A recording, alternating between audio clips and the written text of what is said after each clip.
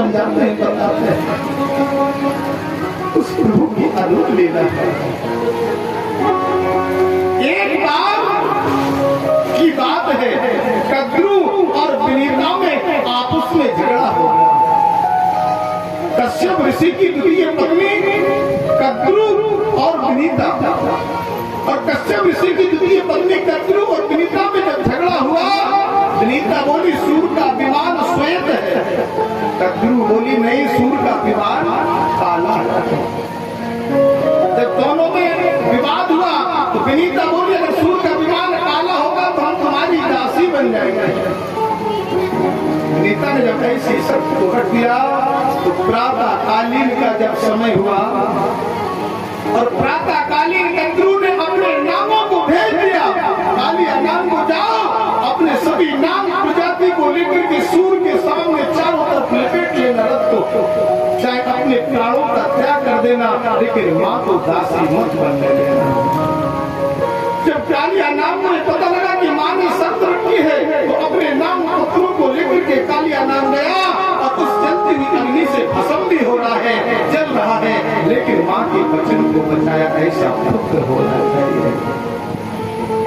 और जब चारों तरफ से देखा तो सवेरे विनीता ने देखा कि तो विमान काला है।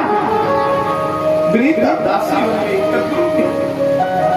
एक वर्ष धीरे धीरे व्यतीत हुई। एक दिन गरुड़ भगवान ने कहा, हे विष्णु, हे नारायण, हे विष्णु, हे नारायण, मुझे माँ के दर्शन करने जाना है।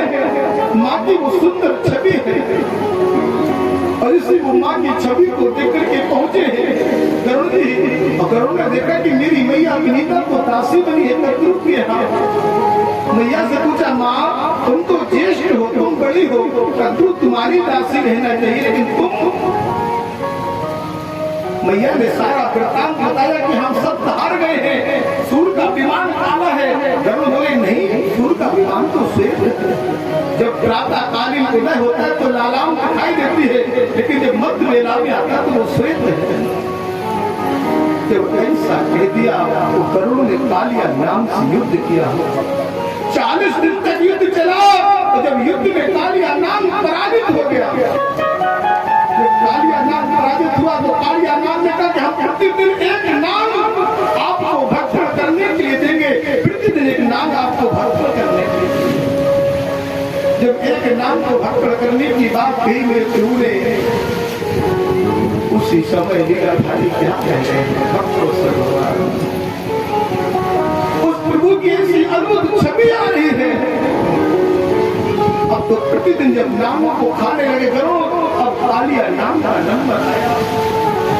कालिया नाम को पता था कि यमुना में गरुड़ जा नहीं सकते, तो कालिया नाम युद्ध हार करके और यमुना में आ गया। क्यों? एक बार जब समुद्र मंथन हुआ और अमृत को लेकर के गरुड़ चौक में जा रहे थे और इन्होंने मछलियों को देखा यमुना में, और मछलियों को देखकर के जैसे यमुना के किनारे वृंदावन में पहुंचे, कदम के वृक्ष पर बैठ करके और इन्होंने मछलियों के नायक, मछलियों के पति का भक्षण कर लिया। जब मछलियों के पति का भक्षण किया, मछलियां जाकर के रोने लगी, है ऋषिराज, ये भगवान का कैसा सेवक है, भगवान का पार्षद जो मुझे तो अमृत लिए है और मेरे पति का भक्षण कर रहा है।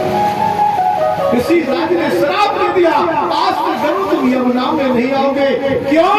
क्योंकि गरुड़ भगवान का पुत्र है और यमुना भगवान की अर्धांगिनी है, और पिता के आदेश से पुत्र माँ के पास नहीं जा सकते।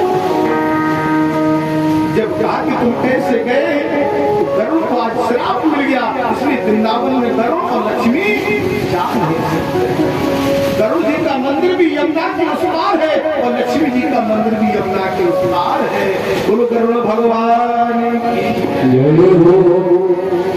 आज इसीलिए कालिया नाग यमुना में आकर के निवास करने लगा है।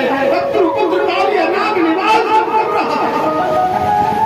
जो पक्षी वहां से उड़ता है तो भस्म होकर के गिर जाता है, जो गाय जल पी लेती वो मर जाती है। भगवान बोले अपने लीला करनी है। इधर राजा अधिराजा बोल राजवंश ने कहा भगवान भूतेश्वर भगवान के लिए अभिषेक करना है, नील कमल को मंगाइए। और इसी नील कमल मनाने के लिए मेरे प्रभु ने श्याम सुंदर ने अपने विचारों को कहते हुए कहा, नील कमल तभी आएंगे जो मेरे श्याम सुंदर लीला करेंगे। जब आदेश सुना तो बाबा चिंतित हो गए, चिंतित थे कि नील कमल कौन लेकर के आए हैं।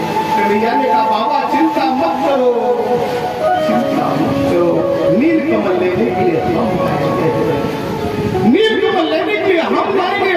और यमुना के किनारे मधुमंगल श्रीदाम अवस्था को लेकर के कन्हैया पहुंच गए। और इसी कन्हैया मधुमंगल श्रीदामा को लेकर के पहुंचे हैं और गेंद बल्ले का खेल खेल रहे हैं। काली दल पे पहुंच करके भगवान आज गेंद बल्ले का खेल खेलने की तैयारियां कर रहे हैं। कदम के वृक्ष के नीचे खड़े हैं। सुंदर भाव के नमस्तुभ्यं भगवते पुरुषाय महात्मने भूतावासाय भूताय पराय परमात्मने। आज इस प्रभु ने जाकर के गेंद बल्ले का खेल खेला। बड़े सुंदर भाव से क्या कहा है कि काली तय पे खेलन आयुगी निरुपारो सो